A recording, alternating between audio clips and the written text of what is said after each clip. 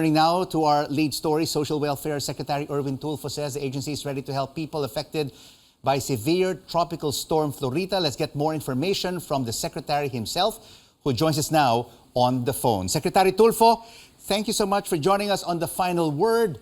A lot of our affected kababayans are in Region 1. Are there enough relief goods to be distributed to them?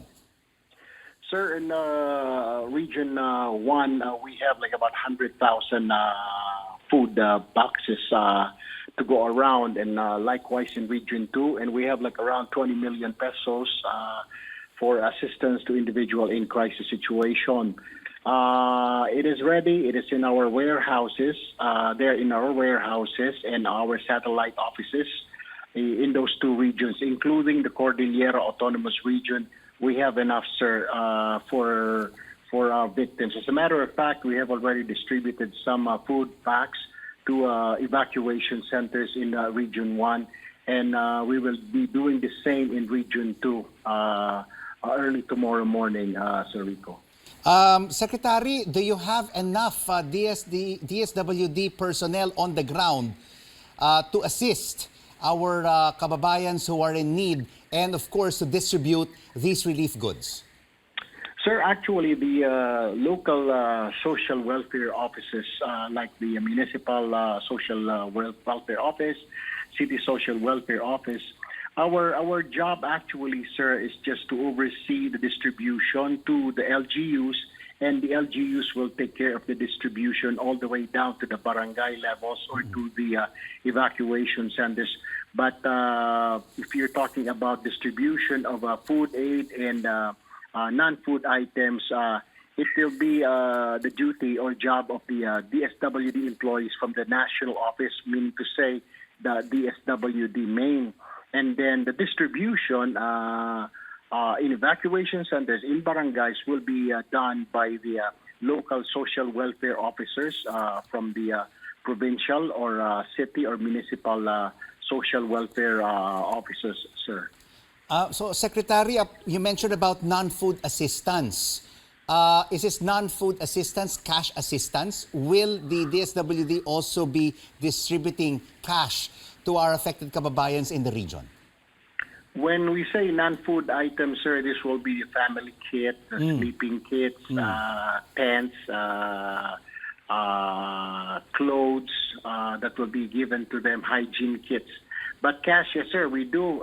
If they really need it, if they're in crisis, like example, their house was damaged a little bit, partially damaged, then they can have it repaired. We can give them assistance up to 10,000 pesos in cash, depending on the assessment of our social worker on the ground, Sir Rico.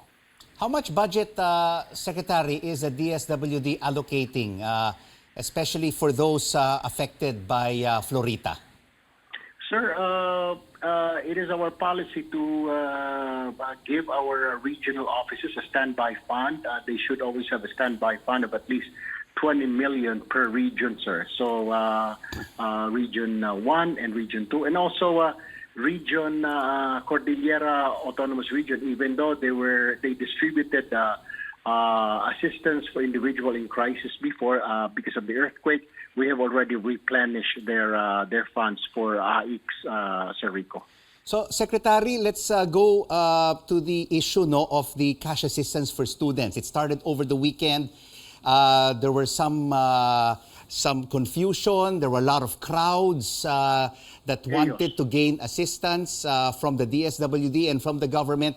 For how much longer will this continue? For the information of those watching us now.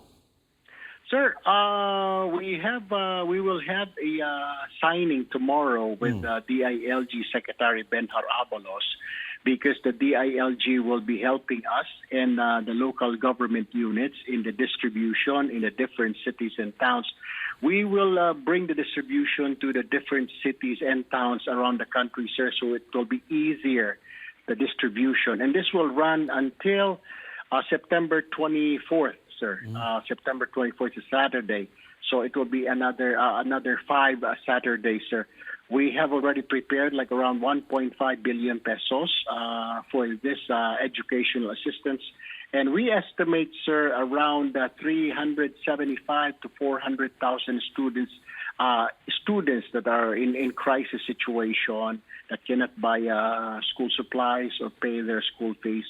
So around that number, about 375 to 400,000 students, sir. Secretary Tulfo, thank you so much for joining us on The Final Word. DSWD Secretary Erwin Tulfo.